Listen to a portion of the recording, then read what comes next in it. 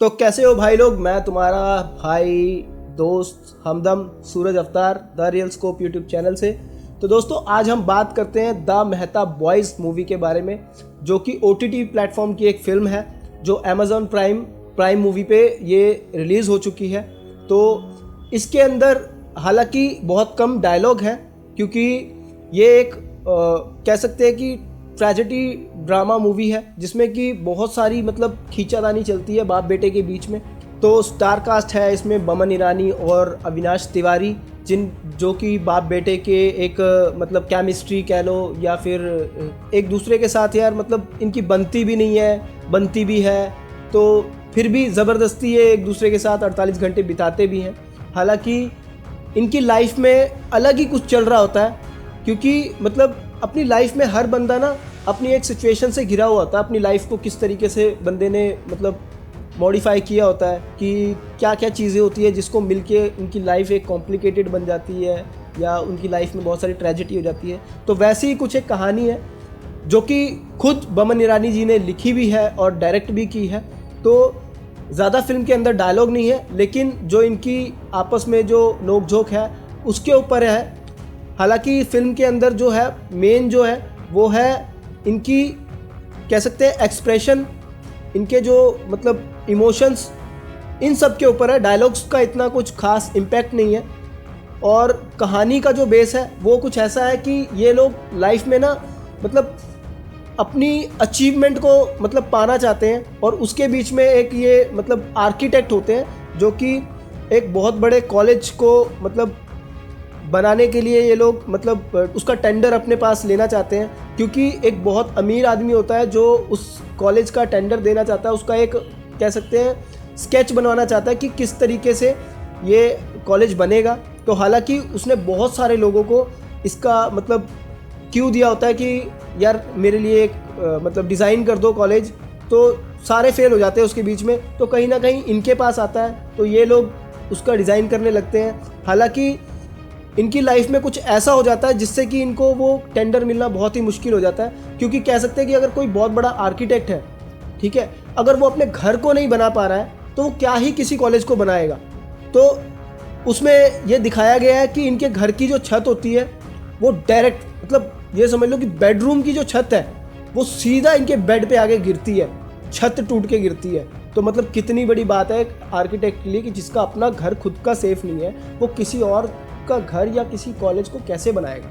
तो ये इनके लिए बहुत बड़ा एक चैलेंजिंग होता है। और इसी बीच में ये उस टेंडर को भी पाना चाहते हैं कि भाई मुझे ये टेंडर मिल जाए, लेकिन बहुत ही मुश्किल है इसके बीच में।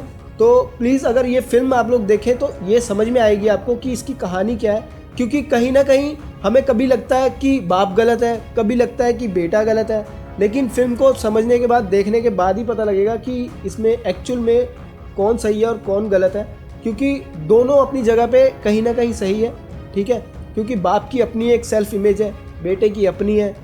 और ये लोग ना इतना आपस में लड़ते झगड़ते हैं, एक दूसरे को इतना वो टॉर्चर करते हैं, और उसके बाद कहीं ना कहीं ये मिलते भी हैं, एक दूसरे की समझते भी हैं। तो इसी बीच में घिरी हुई ये मूवी है। हालांकि ये मूवी 1 घंटा 56 मिनट की है और इसके बीच में ही ये सारा कुछ चल रहा होता है। तो मेरे हिसाब से तो फिल्म को अभी थोड़ा सा और टाइम देना चाहिए था, जिससे कि फिल्म को थोड़ा सा और ठहराव मिल जाता कहीं ना कहीं समझने के लिए। तो वैसे तो ये मूवी जो है वो थोड़ी सी बिगनिंग में स्लो लगेगी, लेकिन आगे जाके कहीं ना कहीं ये मूवी थोड़ी सी बंदों को अट्रैक्ट करती है अपनी तरफ, उनको बिठा के रखती है। पर मैं आपको सजेस्ट करूंगा कि एक बार 1 घंटा 56 मिनट की ये मूवी ज़रूर देखें। एक बंदा अपनी लाइफ में बहुत सारी पिक्चरें कर चुका है, 3 इडियट्स, पीके, मुन्ना भाई MBBS, लगे रहो मुन्ना भाई, बहुत सारी मूवियाँ दी है बंदे ने यार।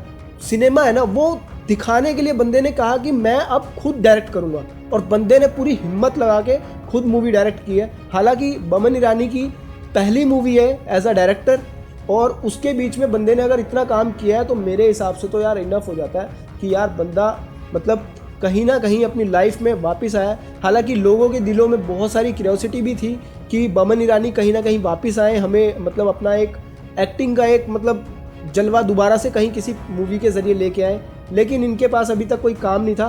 तो इन्होंने कहा कि बेले बैठे क्या करें यार, करते हैं कुछ काम। तो इन्होंने कहा कि भाई खुद ही एक मूवी बना देता हूँ ठीक है, जिसमें कि मतलब मेरा खुद का एक जॉनर मैं अपनी तरीके से ऑडियंस को दिखा सकूं, क्योंकि अभी तक इन्होंने जितना भी काम किया है वो सारा का सारा काम सिर्फ एक डायरेक्टर के कहने पे किया है। तो अब ये खुद डायरेक्टर हैं और खुद ही स्टोरी राइटर भी हैं और खुद ही इन्होंने मतलब पैसा भी अपना लगाया है। तो उस हिसाब से कहीं ना कहीं बंदे को यार सल्यूट है कि हाँ यार बंदे ने काम किया है, जो भी किया है, जैसा भी किया है, बंदे ने काम किया। मैं तो खैर मूवी को देख के इतना वो नहीं था, लेकिन मुझे जब पता लगा कि डायरेक्ट भी इन्होंने किया तो फिर मैंने ये मूवी देखनी शुरू की।